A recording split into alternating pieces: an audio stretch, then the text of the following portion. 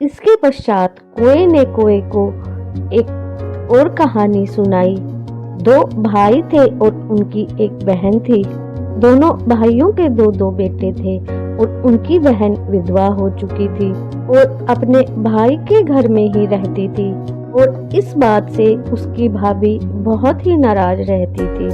जब पितृपक्ष आया तो भाई कहने लगा कि मैं पितरों के लिए तर्पण और पिंडदान के लिए गंगा जी जा रहा हूँ। ऐसा कहकर भाई गंगा जी चला गया। भाई के जाते ही भाभी ने अपनी ननद के लिए खेत में एक अलग झोपड़ी डलवा दी। अपने बच्चों के साथ ननद अब खेत की झोपड़ी में रहने लगी और सुबह शाम जाकर अपने भाई के यहाँ काम करती थी और बदले में भाभी उसे बचा कुचा खाना दे देती थी। जब वह अपने भाई के घर से आती तो आटा छानने वाला कपड़ा अपने साथ ले आती थी। घर जाकर उस आटे से सने कपड़े को पानी में घोलकर उस पानी को चूल्हे पर चढ़ा देती और बच्चों को वही खाने को दे देती और कहती, यह लो खीर खा लो। एक दिन भाभी ने उसे कपड़ा ले जाते हुए देख लिया तो बोली, अरे बाई जी, कपड़ा कहाँ ले जा रही हो? आटा छानने का, इसे यहीं छोड़कर जाया करो। और ननद ने कपड़ा वहीं छोड़ दिया।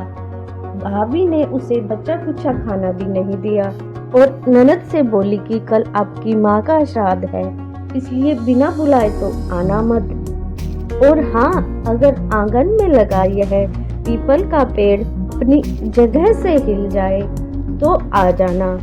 भाभी के ऐसे व्यवहार से ननद बहुत दुखी हुई और रोते रोते अपनी झोपड़ी में चली गई।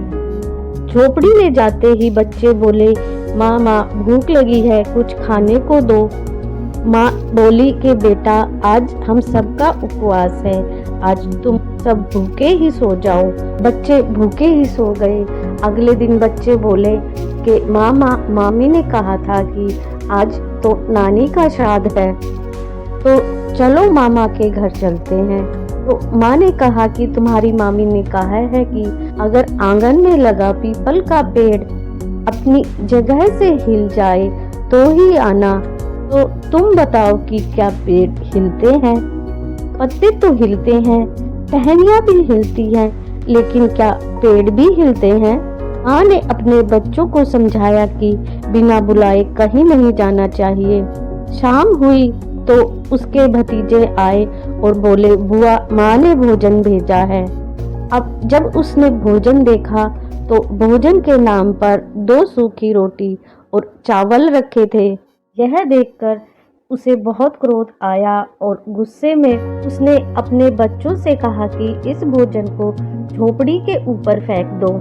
और फिर वो भूखे ही अपने बच्चों को लेकर सो गई। सारी रात प्रार्थना करती रही और बोली कि हे गंगा मैया, मेरे भाई की रक्षा करना, वो हमारी रक्षा करेगा। अगले दिन भाभी आई और बोली, बाई जी, कल तुम्हारे पिताजी का श्राद्ध है, तुम बिना बुलाए आ जाना, लेकिन आंगन का पीपल का पेड़ हिले तो ही आना। अगले दिन भी ननद भाभी के घर नहीं गई। शाम को फिर से उसके भतीजे आए और भोजन लाए, वही 2 सूखी रोटी और चावल। उसने वह भोजन झोपड़ी के ऊपर फेंक दिया और भूखी ही बच्चों को लेकर सो गई। वह सारी रात रोती रही और माँ गंगा से प्रार्थना करती रही। इस तरह से पितृपक्ष के 16 दिन बीत गए। जब उसका भाई वापस आया तो उसने देखा कि घर के आंगन में कीचड़ ही कीचड़ भरा है। उसने अपनी पत्नी से पूछा कि यह कैसा कीचड़ है, मेरी बहन कहाँ है?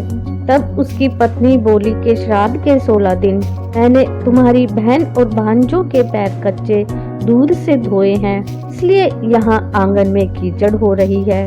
तुम्हारे जाने के बाद तुम्हारे पीछे से मैंने उनकी खूब सेवा की है, उन्हें बहुत खीर पूरी खिलाई, पर फिर भी बाई जी मुझसे नाराज होकर खेत में झोपड़ी डाल कर रह रही हैं।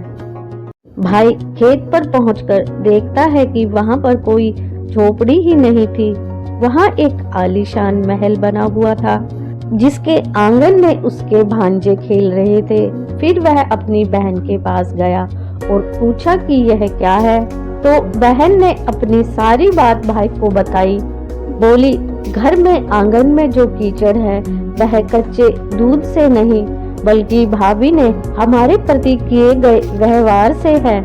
जो मैं दिन रात रोती रही वो उन आंसुओं का कीचड़ है।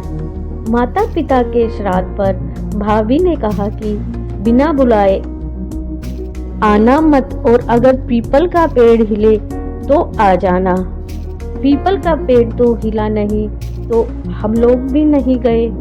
शाम को भोजन में उन्होंने 2 रोटी और चावल भिजवा दिए। गुस्से में मैंने वह भोजन झोपड़ी पर फिकवा दिया। माता पिता के आशीर्वाद से और तेरे साथ से वह सूखी रोटियां सोने में और चावल हीरे मोती में बदल गए, और उसी के प्रभाव से यह सब हो रहा है।